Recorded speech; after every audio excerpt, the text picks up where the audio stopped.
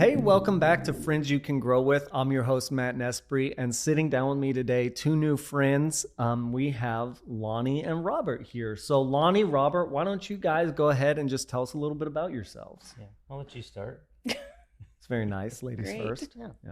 Yeah.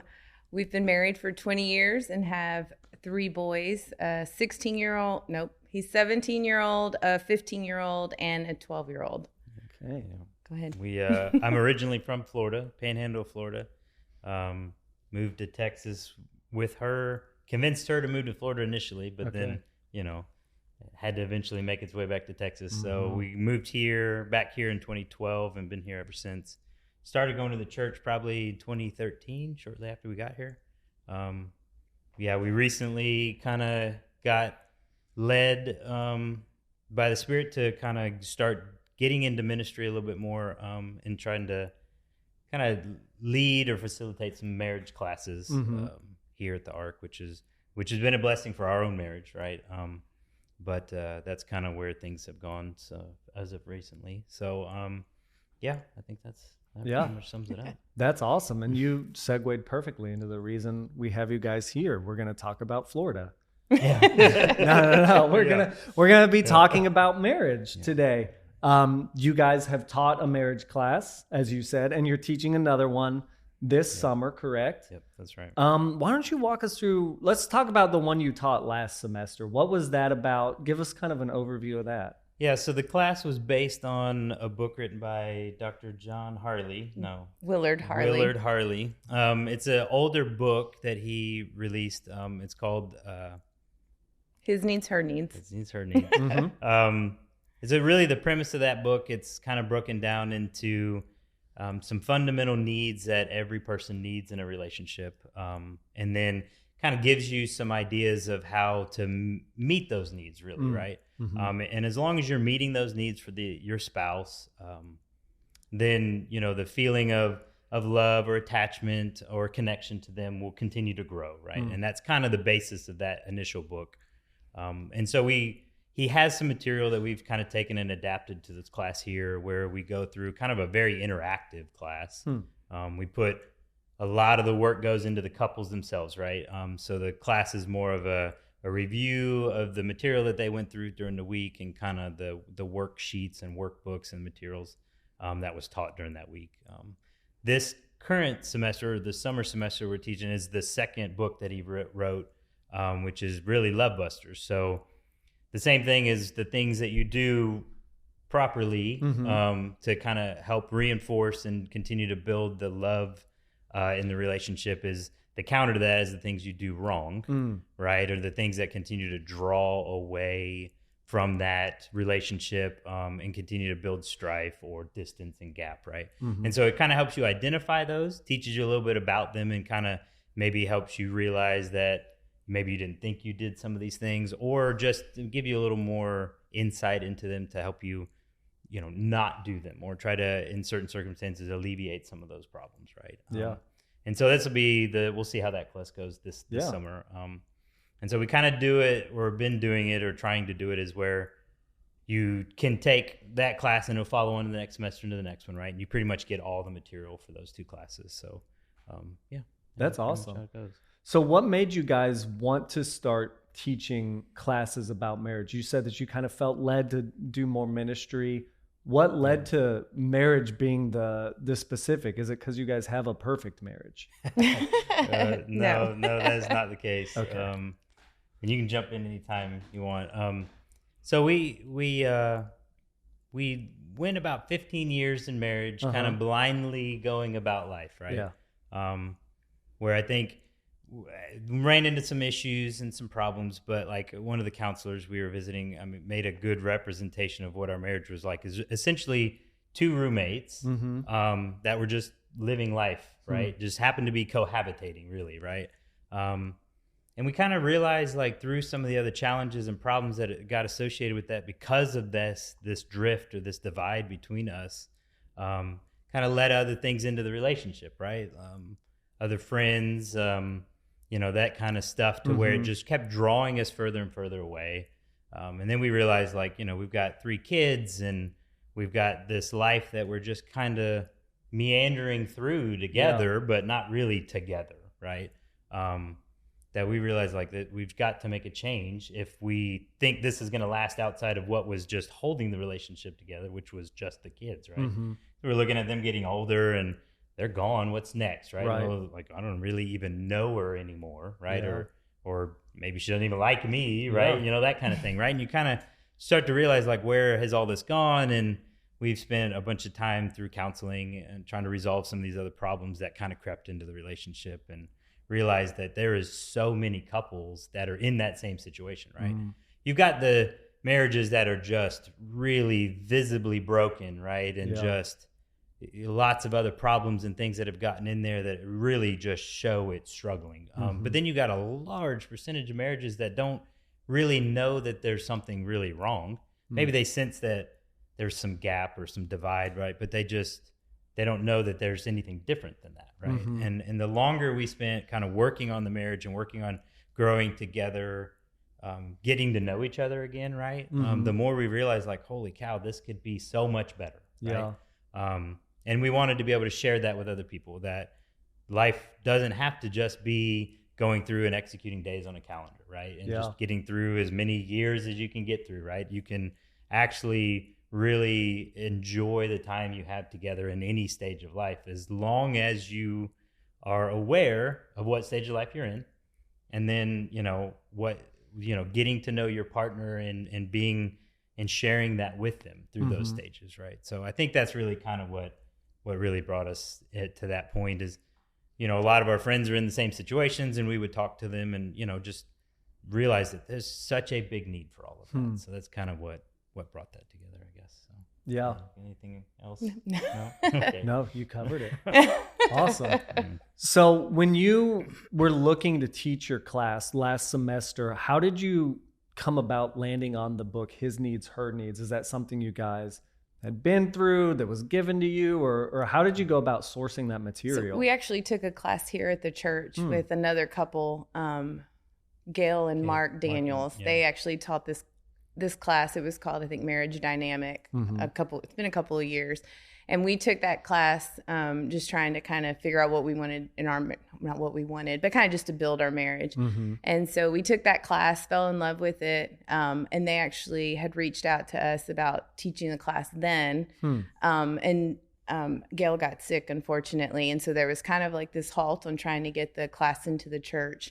And then one day I was at a restaurant. This is gonna be a long story. That's fine. It's a long podcast. I was at a restaurant with a friend. We hadn't talked to him in a couple of years, and he saw me. He's like, "Oh my gosh, Lonnie, I needed to get with you." Gail passed away, unfortunately, but she was like, or Mark was like, I've been meaning to talk to you because we wanted you to take this class on at the Ark. And he was like, I'm going to call Derek and set it up. And so he ended up reaching out to Derek. So it was like a lot of little steps, and you could see where God was kind of putting us in line to do that, especially because I saw him out of the blue or whatnot. And so then that happened. We sat down with him and Derek and discussed this class. And so that's how we found the book, was taking it with them. Yeah. And we took the class that they did was a little bit different. And so we had gone through again and did we initially got kind of certified through the program to teach the class, like almost facilitate the class. Okay. And then once we did that, we realized okay, there's some things we can change and adapt to really the culture of the Ark, and make this a little more effective and easier, more affordable to get to, and just make it more accessible to a large number of people. So she's taken the brunt of all of that. She is amazing at putting all that material together. Me, I'd just be like, I don't know, I'll just sit in a room and talk about it for a while, right? But she's got a lot of structure to it, gives them a lot of homework to do. And it's really, I think, one of the couples that were in the class last semester with us was, they said what this class does is gives you essentially a structured conversation, right? So there will be topics that are going to be uncomfortable to talk about, but it gives you a structure to it. So it takes essentially that the emotional or the feeling that why did you ask me that question, right? It takes all that away, because it's well, I don't know, the book said to do it, right? So you just stop being defensive about it, and you just figure out how to work through that and discuss those problems and answer those questions. And I think that's the best part about it is, you're not having to just sit there blankly and go learn to communicate, right? I think through the class, you learn about each other at such a deeper level that you learn how to effectively communicate with each other. It is painful at times, right? Yeah. You do it wrong. But through that, it really helps build that lower level understanding of each other to be able to communicate better on a more effective level, which I think is one of the biggest problems marriages have in general is communication, yes, but communicating effectively to each other, right? Like you can talk to each other or have a shared calendar and but I've communicated these activities, but you're not really communicated the underlying reason of why I want to go do those things or why you need these things, right? And sometimes I think people think in a relationship is like, oh, well, I don't want to hurt the other person's feelings because I don't want to tell them everything, right? Yeah. It's like, well, I mean, yes, in a way, I think you need to share everything with them, but it's how you do it, right? And the way you care and handle those conversations, I think, is what builds a stronger, more intimate relationship. And these classes with these questions and the way it's structured kind of forces you to do those things, right? Yeah. So I think it's really powerful. It was for us, and it seems to have made a huge impact in the few couples that did it this last semester. So we're encouraged to see kind of where it goes and from there on out. So. What kind of feedback did you get from the couples in your class? Yeah. So far, they all said they really enjoyed it. They said that it helped them, communicate to each other, like he described the organized communication. Yeah, right. And so I think it was very positive feedback. Yeah. And we've had one couple that's decided to sign back up for the summer one too, to do the second part. So I think from that alone, it kind of helps, reinforce the fact that it does work. The material does work. And I think, us, we're not really doing a ton of teaching, right? We're just facilitating them coming in. And then there's a bunch of questions that we'll answer together as a class, right? But it's really, there's some of these times when it's like, okay, you're really upset about something in a relationship or with your spouse, or you're unhappy about this thing. And a lot of times, like us as couples or people, we want to just go to the negative part of everything, right? Like, well, I'm super unhappy about this because you do this, you do this, you do this, right? We try to put all our problems on other people, right? Yeah. We don't take any onus on any of those problems. And I think this class helps you kind of change your mindset on that a little bit, because the way we phrase the questions, the way the questions are asked, it's like, how are you feeling when those things happen to you, right? So you have to spend a lot of time digging into yourself. It's not a spouse bashing session. It's like, why do I feel this way when these things happen, right? Which then when you get to understand yourself a little bit better in those situations, you can then express those situations better to your spouse in a way that they can understand it. And then you're on a different level of communication, right? You're not afraid to share the things that you're upset about or concerned about or fearful of with your spouse, because they are then your best friend. You're there. You've kind of changed your mindset from it's me against them to us against everything that's happening to us in life, right? And I think it's a good structured way to get there, right? Well, I also think like in the his needs, her needs, it's a lot of selflessness. Yeah. And so you're putting your spouse's needs before your own. Yeah. And so that, I think, is, that's what God wants us to do. And that's what he did for us. And so that, I think, is really big in the class too, is because you have to then think about your spouse before any of your needs. Like, what does Robert want? Or like he's real good at like doing the dishes when he came home from a long day of work, and I've cooked, and then he does the dishes. And so that's really nice. And so it's about finding those things that your spouse appreciates, not what you appreciate, like what that he has a concept in the book called a love bank. And so if you look at it like a bank and your banking account, and you're adding deposits or withdrawals. And so I want to do what I can for Robert to put the biggest deposit in his love bank. Yeah. And so it's like about talking about those needs. And he's like, well, you know what? I don't really need, or I could tell him, I don't need you to do the dishes. I'd really like you to, wash the car. Right? Something, right? I was trying to think of something like on the needs, because there's like 10 needs is what they go through. And so you're kind of like, instead of doing that, maybe I don't need, they call it, I guess, domestic support would be household chores and helping with the house. I might need financial support. And so he's going to be the breadwinner in the family. And that might be my top need. And that speaks the most to me. And so then he's got to not figure out, but it's about me communicating what that need is and not. Well, and like, perfect example is that is, at different stages in life, these things, these needs that you have will change, right? And so if you're constantly pursuing your spouse and understanding your spouse, these things will come up. We had, it was early in the marriage. We had one kid, right, and she was still working, so my mom was babysitting for us at that period of time. And then when we went to go have the second one, after she went back to work, she was like, you know what, we really need to fix this. I want to be there and raise the kids at that young age, right?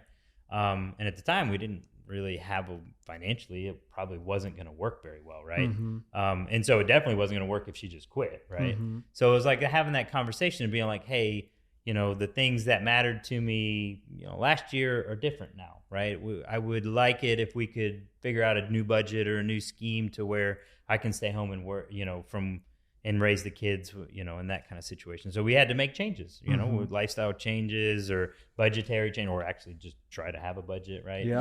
To be able to make that work, right? To where I could meet that need for her in the way that she really needed it.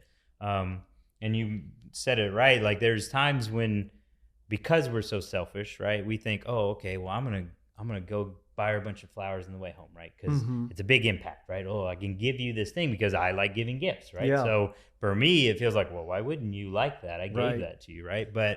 And it's not that it's not appreciated. It just doesn't do as much as, say, folding the clothes, right? That would impact her in a far greater way than me just buying her flowers, right? And so you end up, without knowing it or thinking about it in a selfless way, you end up doing a lot of things for the other person that don't make a lot of impact, right? There's a phrase that some other podcast you like listening to is like, do the least amount of work for the most amount of impact, right? I think everybody really wants to do that. Yeah. So it's the same thing in the relationship, is do the things that make the most impact for your spouse, and not a bunch of different things, right? Just do the things that they really need. And understand what those are truly, right? And to kind of work that into your life. So, yeah. So you're saying by default, we naturally do for others what we would appreciate. That's right. Right. And I think, if you go back and think about it, right, the things that you like doing are the things that you, obviously, try to push to the other people, right? And I think you have to do a lot of soul searching when you do that, and you got to really understand why you're doing it, right? And I think these types of classes and even these concepts, right, is like let you think about it a lot of yourself, of why do I do these things, whether they're good or bad, right?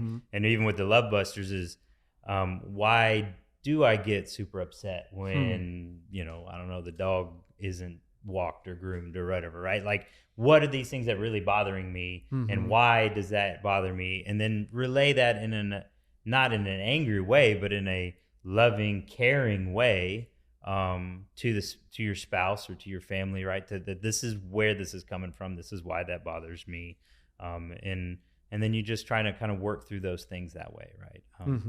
But, yeah. So it sounds like a lot of the class is learning about yourself as well and what you want, how you hear things.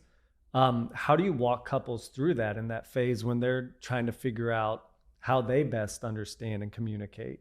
Yeah. And so during the class, some of these questions that are asked, they'll have already kind of gone through that a little bit at home. But then when you get up, the class is kind of structured a little bit different than most classes. So you'll end up answering these predetermined questions in front of the class, right? Yeah. So it's a little uncomfortable from that standpoint, right? Which I think is good too, because it puts you in a different position to be vulnerable, right? And so it teaches you to be vulnerable and teaches you to be uncomfortable a little bit in the situation, which then also helps you facilitate some of those things. Yeah. But like, there's a few examples in some of the worksheets and stuff that kind of helps you walk through how to have one of these difficult conversations where you got to bring something to your spouse that is, they may not like it, right? And so it's like one of those, we did it earlier today when we were doing something else. But like, it kind of gives you a structured thing that's like almost like a ABC thing. It's like a template. To where you can kind of like, these things happen, this happens to me, or I feel this way when this and this happen, right? Mm-hmm. And then it's like where you take time too, like where it's structured to where you give them the bad news, right? Of this is the thing that is uncomfortable for me. This is what I'm not super happy about. And the other spouse really is in a receiving mode. It's at first when you start doing these things, I mean, everybody's gonna have. I want to rebuttal, right? I want to come back at you with why that's fine that I did that thing, right? Yeah. Like, I didn't take the garbage out. Well, I didn't take the garbage out because it was raining, right? Like, well, it doesn't matter. It had to get out there. Yeah. So it doesn't really matter why it didn't happen. Your spouse was unhappy about it not having been done, right? And so instead of always constantly trying to come up with the excuse of why it's okay that I did the thing that upset you, it takes you and puts you in a situation where you just have to listen, right? I got 15 minutes after you finish that, I'm not allowed to talk, right? And so I think, and you said they had this study at the Gottman Institute, right, where they had two couples instrumented up in their love lab, right, where they're tracking all this data and all this stuff from these people. And they would just monitor this couple for like a week in this house, right? Wow. And then they would start to get into an argument. You could see tensions rising and all that stuff. But they would just go in and say, oh, hang on, let's take a break. The instrument's broken, right? And they'd wait 15 minutes, right? And these people are just like, okay, well, we can't argue right now. I don't have any instruments on. I'm going to take a break. And then they'd come back and go, okay, cool, everything's working. We got it back up and running. They didn't change anything. So like you'd see all their heart rates going up, blood pressure's going up, sweat, anger. And then as they said, oh, the instruments are broken, you'd slowly see in those few minutes, like all of that went away. And then they were left with, well, what were we even talking about, right? And it like put them in a different frame of reference that I don't have to be defensive about everything, right? Yeah. I can accept things that I don't like because it's not about my feelings. It's about that person's feelings, right? She's upset with it. I can't negate that. That's her feeling, right? Yeah. And so instead of justifying why I did it, is understanding that she was hurt by it and what can I do to not do that again, or to fix the current problem we're in. And in that way, you kind of don't see it as a personal attack. That's more right. as an attacking the problem. The problem. That's exactly right. Yeah, you take it away from you against each other and us to figure out how to best move past this situation. Yeah. And I think that's the biggest part of it, is really, like she said, is taking the selfishness out of the relationship, right, and figure out what is best for the two of you in every stage of life as you go through. So treating the marriage as its own whole kind of entity that you're both working to defend. Yeah, that's right. That's awesome. Yep. And it sounds like a huge part of this is communication from both his needs, her needs, and the love busters. Absolutely, yeah. Why are we so bad at communicating? That's a good question, right? I think it's everywhere too, in business, and I don't know. I think our society is so eager to short circuit everything that we don't really take the time to understand what it is we're trying to relay, or we're trying to even talk to another person, right? Where it's out there, right? I said what I said, I tweeted that, done, right? Like, but people on the other end are like, I don't even know what that was supposed to mean, right? Because it's not effective. It wasn't intentionally provided at that moment for that circumstance, right? It's just noise. And I think you remove a bunch of that stuff from your marriage, and it's about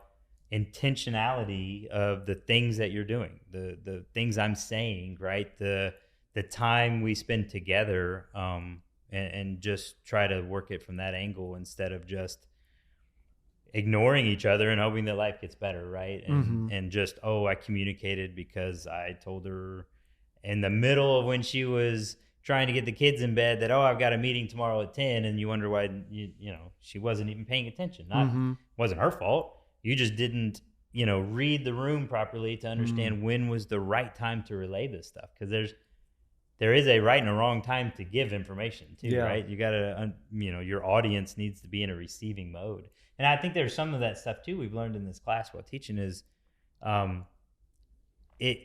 these things need to be said, but they don't have to be said when you want to say them either. They need to be said and provided when that person is ready to receive it. And some of the times it's like, you even have to go like, hey, I've got something we need to talk about. Let me know when a good time is, right? Not just, I'm going to do it right now when you're in the middle of doing dishes or in the middle of cooking, right?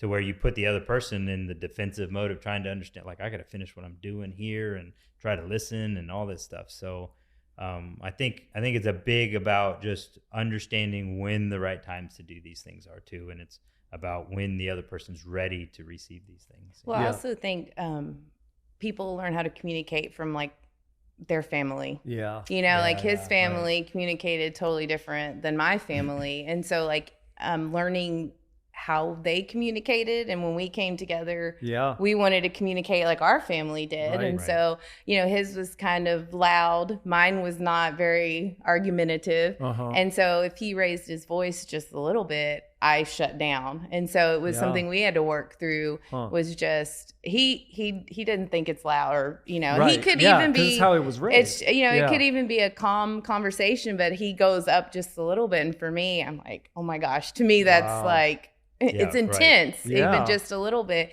And so that then makes me shut down. I don't want to talk to you. We're not going to discuss this. And that when we went through counseling and she asked us that, like, how'd your parents communicate? And then we kind of started talking about that. We realized this is like 20 years into our marriage, and we're like, oh, wow. Yeah. I never looked at it through his eyes, and so sometimes it's about, I think, even looking back to how your parents communicated, or you and your siblings, because you're going to hold on to a lot of those things and bring them into your marriage. And then if you kind of need to talk about that, I think, with your spouse too, because that changes how you communicate as well. And even in the most, well-intentioned moment of providing information, if you did it in a way that was disrespectful or not in a loving way that person can receive it well, then it's not going to get executed properly either.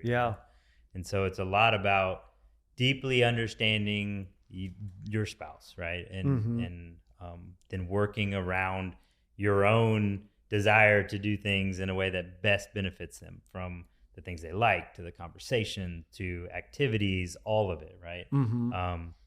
And I think it's interesting because it's kind of like this scavenger hunt again, right? And things can change, right? Different, like, kids, or they get older, now they're into sports and all this stuff. Your life changes all the time. And so it's like this constant journey of understanding and learning, and learning about somebody that, is with you, intended to be with you forever, right? Like, marriage is not a short-term goal, right? It's a long-term effort of you living life together until the end, right? So the most intimate relationship you'll ever have is the one with your spouse. So it's the one you should care the most about, right? And handle with the most amount of care. And so, like, it's not so much about the term intimate conversation, but it's about the manner in which you relay the information, or the care in which you hold that conversation, right?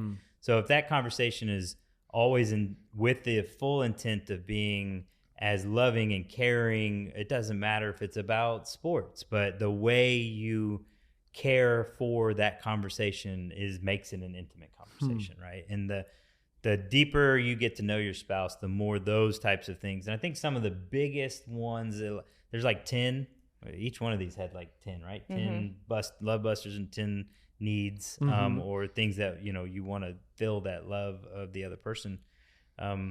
A lot of them will come out to the same thing, right? Like, there's just some of them that everybody really wants, right? Which is, at a true level, they really want to be intimately connected, right? Through conversation or activities.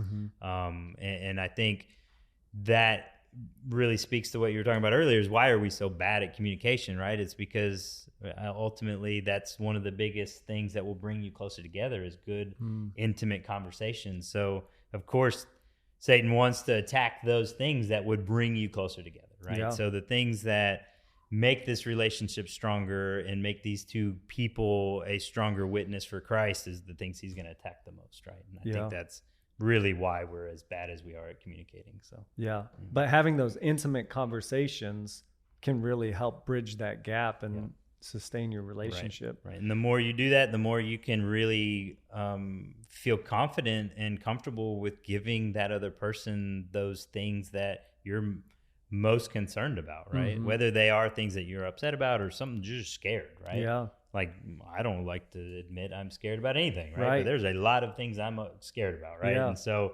having someone that you can share that with, that is your closest intimate friend and partner, is, you know, something that is not many things in life are as good as that, right? Yeah. To be able to have that support system. So yeah. So let's jump to the book. We've hit it a little bit already, Love Busters, because that's what you're teaching this semester. Walk us through kind of the premise of that book. Yeah, so Love Busters is kind of the opposite of the his needs, her needs, right? It's identifying these big areas in life that draw away or restrict the amount of care and love you can provide to another person, right? Whether they be your actions of, you know, angry outbursts or independent behavior, things like that, right? Where things that you do naturally in life, or that you as yourself don't really think impact other people. And then kind of helping you identify where you might have those things in your life. And then from your spouse's perspective, and even your own, right? You'll find out through that class that it's like, oh man, I really do these things. I didn't realize they were that bad, or how much they impacted my spouse, right? When these things are happening. Sometimes you just think, oh, well, that was the way I was raised, right? Like, I'm just loud because that's the way we showed we cared about each other. The louder you got, the more you cared. Yeah. Right? It was but passion. for her, that's the complete opposite, right? Yeah. So that does nothing for her except deeply draws away the things that show care and compassion to her, right? And so it helps you identify those things in yourself, as well as gives you an avenue to understand what those really mean to the other person. Because a lot of times you'll get a term or something, right? Like, you know, independent behavior. You're like, okay, I guess I know what that means. I'm an independent person, right? Well, that may not necessarily mean the same thing to them, right? And so getting to identify these things in the way your spouse also identifies with it, and getting to understand it from their perspective will help you kind of reframe the way you behave and the things you do, right, that impact the other person. So you stop doing the things that negatively impact them, and then you focus with the previous class all the things that do provide positive impacts to them, right? So quit doing the things that make the other person mad and do the things they like, right? Then you're automatically going to have a better relationship, right? And I think sometimes we got the questions early on in the classes like, okay, well, doesn't it feel artificial, right? He's just doing it because I want it done, right? I think, I mean, that's fair in a way, right? I think, you could probably feel like it's that way, but you also got to realize that person is also sacrificing the way that they want things done so that it impacts them the most, right? So in a way, it's not, you know, it's going to feel difficult at times because you haven't learned those habits or behaviors. But the more you do it, the more impact it has on the relationship, and the more that person realizes, like, I want to do these things for her now, right? And even in a struggling relationship where you are wondering, well, what if I do all of these things for this person and I get nothing in return? Yeah. I mean, at the end of the day, that's what Christ did for us, right? I mean, he did way and above everything that we will ever do in return, but he did it, right? Because he knew that was what we needed, right? And I think when you start pouring into the life of your spouse, regardless of what you're getting back in that moment, your attitude changes a bit, right? You stop becoming so defensive about why me and why do all these things happen to me? And you start thinking about it from a perspective of, what does God want me to learn through this situation? And then you can see how much it affects the spouse, and it does break down those barriers over time, right? And that other spouse starts to come around to the fact that maybe life doesn't have to be this way, right? And you can see how much she sacrificed or how much she's poured into me. And, like, you know, then it's like, okay, I can start seeing those impacts in the relationship change, right? Yeah. So, I think it's a powerful set of books, you know, and I think, you know, the concepts seem simple at the top, right? And it's just like, oh, okay, why can't I do those things, right? And then these classes and these books kind of help you work out why you haven't been doing it and what you can do to go do those things, right? And it's similar to what you were saying with his needs, her needs. Step 1 is kind of figuring out yourself. Yep. Step 2 is figuring out your spouse and then trying to make those two work together. Yeah, that's right. What are some specific love busters that you guys talk about in your class? You said there are 10. I won't make you name all 10. I'm not that mean of a host. But what are some, you don't have to share from your personal marriage, but like things that you've seen couples in your class say, oh yeah, that's a big one that we've struggled with, or. Well, I know we've talked about independent behavior, which is one he mentioned. Okay. And that one is basically you're kind of off doing things by yourself. Yeah. You probably don't invite your spouse all the time. Maybe you go out with friends and you don't think to include them. And so he talks about that being a love buster, because your spouse should be like the first person you think about. And so he also, his fix for that is like interdependent behavior. So you're including them in everything. In the book, he discusses, he says like, if you picture your life as a house or house, and you have your rooms like a blueprint, and you have every part of the blueprint. So you're like, okay, this is my work life, my marriage, my kids, the gym. Help me out with some other things in like church. I stopped at gym. I don't even do that. So you have all of these different places, and it's like, does your spouse have permission to your phone? Does your spouse have permission to have access to all of these things?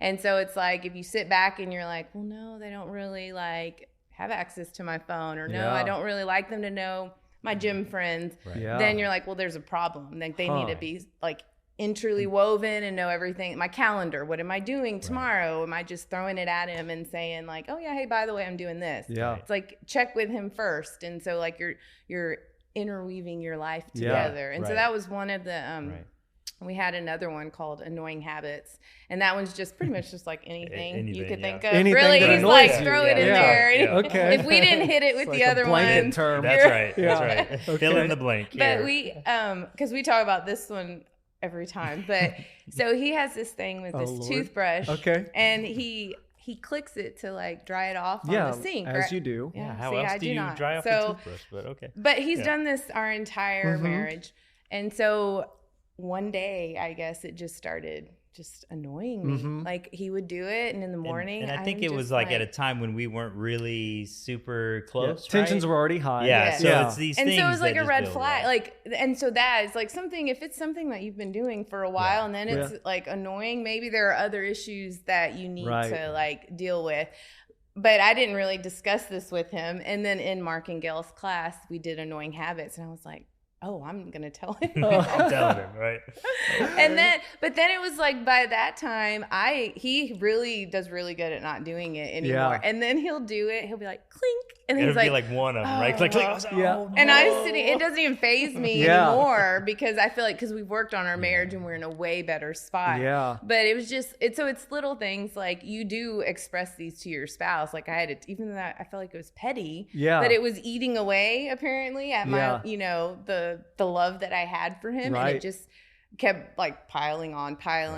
And so it was like, and then he talks about in the book, like trying to get rid of the easiest things. Like that was something easy that apparently made a huge impact in my view of him. And so it's like, hey, tackle these things first before you start. And even though it wasn't like, oh, the toothbrush tapping wasn't really the thing, it was the fact that I think as we've learned about, like, it's the fact that I was willing to make a change to accommodate that. Right? And it was more of the action or the care that I was like, you know what? You're right. Okay, if it is bothering you, for whatever reason, underlying reasons that are building up, is let's get these things out of the way, right? And figure out what we've got left, right? And I think. And in that moment, your response was not to figure out why it bothered her. No, it was just to say, okay, it's not that big of a deal. I can stop. I can change that. Right. Like, and why not? Right. It's like, oh no, I'm going to tap my toothbrush forever. Right? It's like, well, okay, who cares? Right. I'll figure out another. I don't know, get a towel and wipe it off or whatever. Right. Like, don't wipe it off. That's gross.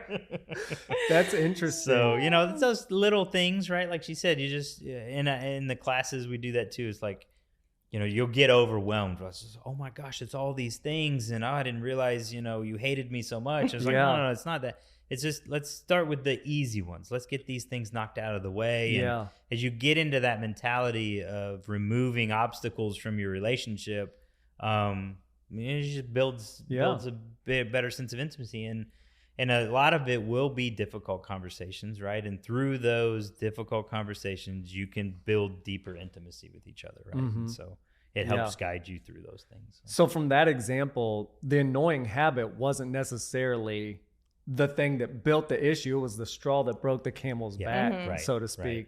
So and that's one key when you're in a marriage and you feel like this little thing is just really pushing me over the edge. There's another issue. There's other things under there, right? And so until and then you start picking on some, like not picking, but I noticed that, and then it was like, okay, well, like he didn't take the trash out, and then you start snowballing into like. So I feel like those things, like when you start really finding things, and then you're constantly finding the negative, it's just it's hard to get out of that mind space, you know. And so it's also, I think, important to have, you know, friends who have the same values as you do in marriage, so that if I'm like, okay, well, you know, this happened, and they're like, okay, well, here, you know, encouraging you to talk to your spouse, you know, about it, or encouraging you in your marriage, because I think even now in society, there's so many people who oh, it's fine, just, you know, divorce them and you can find somebody else, because it's just that's how society is right now. So it's about really important about also finding friends, the church, and like getting involved to minister in your marriage. And it was fun too, because as part of this class, there's been several couples in the class that have like started to build a relationship between the couples, right? So you're starting to realize that, you know, like she said, that these are the lifestyle and this is the values we have, and there are other people that are doing the same thing, right? And so then you can start to replace the bad habits and friendships and relationships with positive ones that are reinforcing the lifestyle and habits that you want to live in your relationship. You know? So that's so cool.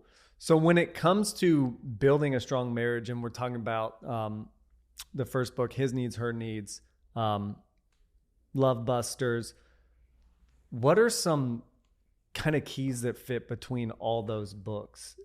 I know that's a very vague question. It's probably the most open-ended question I could think of. But are there things that, I won't say is like a general prescription, but if someone's to come to you, marriage in crisis, what are some things you're like, well, I would start here, here, and here?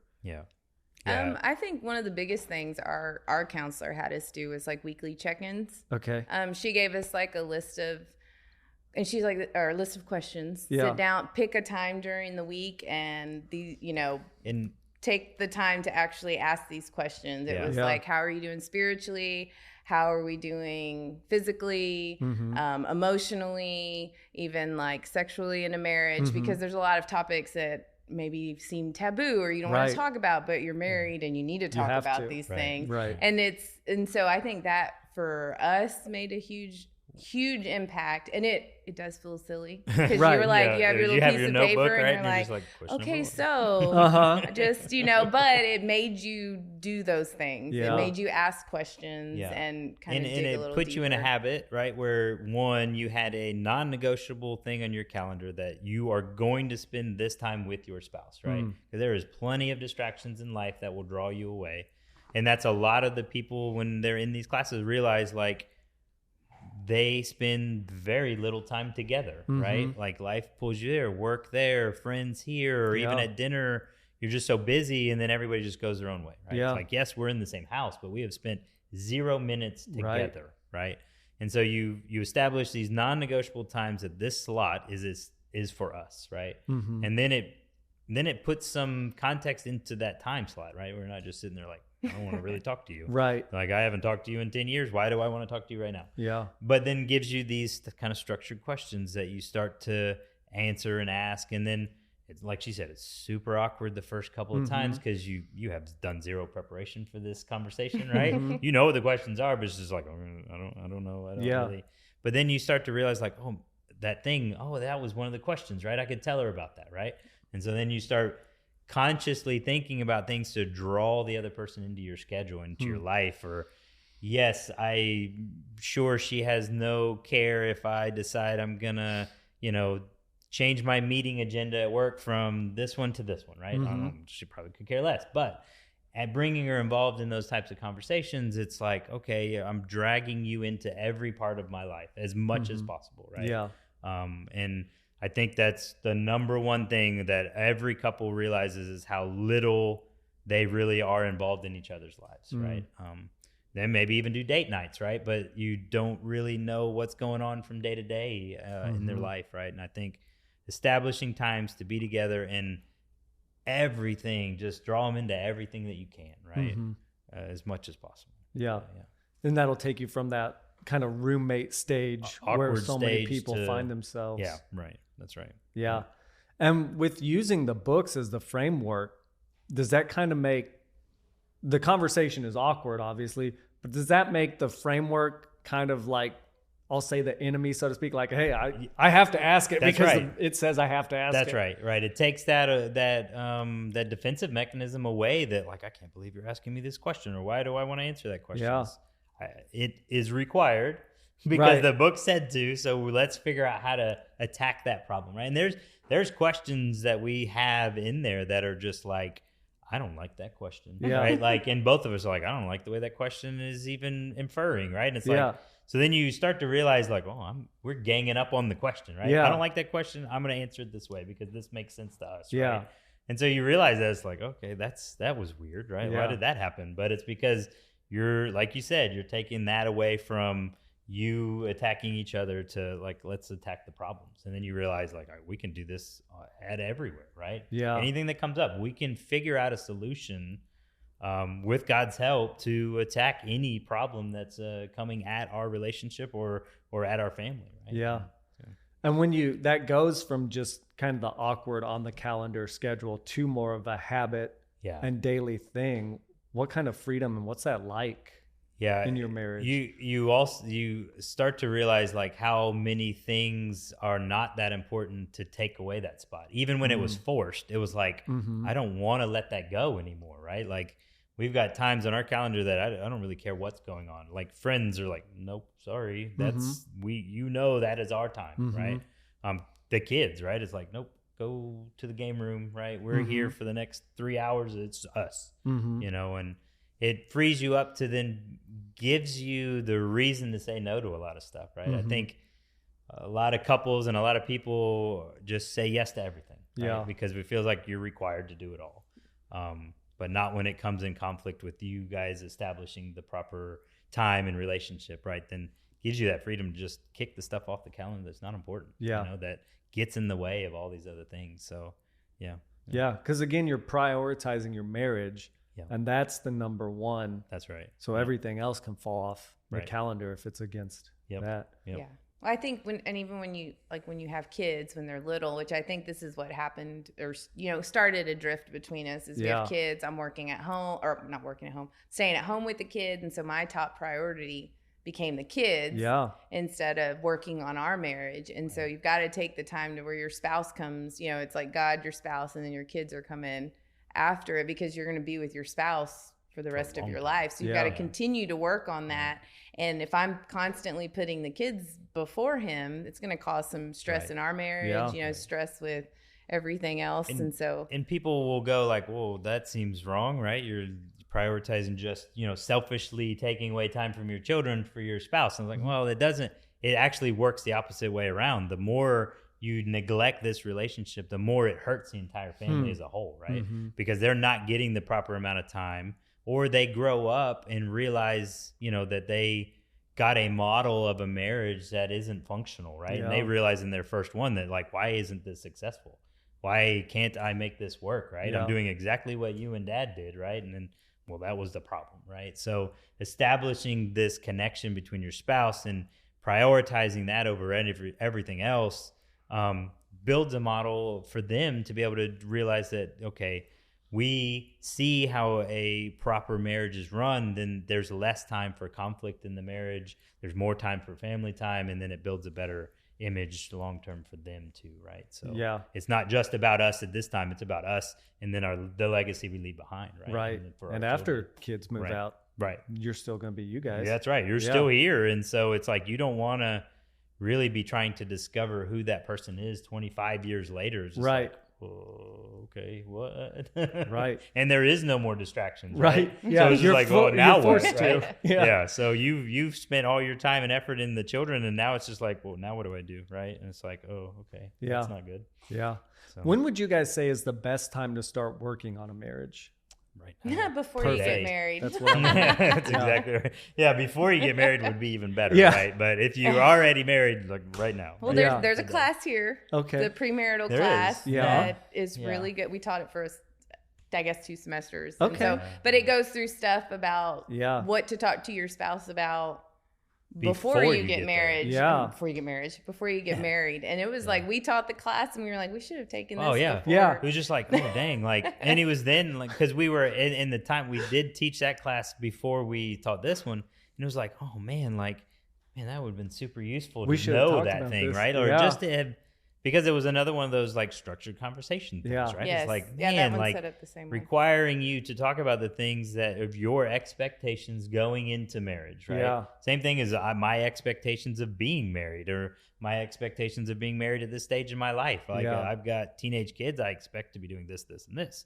And your spouse is like, well, that's not what I want, right? Right. And so then it's working through those things, right? But yeah, before you get married is even better of a time to just start working on those things. You build that groundwork then it makes a lot of that stuff easier to do when the real things happen, because every marriage, no matter what anybody's going to tell you, is there will be things that are going to happen. Yeah. And there are going to be traumatizing things that are going to happen in a marriage, right? Whether it's between you or something that happened to the family, like those things are going to happen. It's then what have you done and what groundwork have you put in place to be able to handle that together and combat that as a couple, right? Mhm.